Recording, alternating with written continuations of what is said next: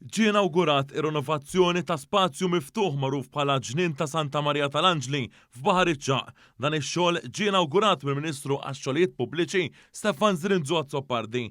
Dan l-ispazju miftuħ iservi bħala ċentru kreattiv għall-komunità kif ukoll għall-familji li jżuru dan il-post. F'dan il-ġnien sar xogħol ta' manutenzjoni fiż-żona ta' rekreazzjoni għat-tfal, qiegħed pavimentar ġdid, ġew installati dwar ġodda li huma effiċjenti u ġiet installata wkoll sistema ġdida ta' kamras ta' sigurtà.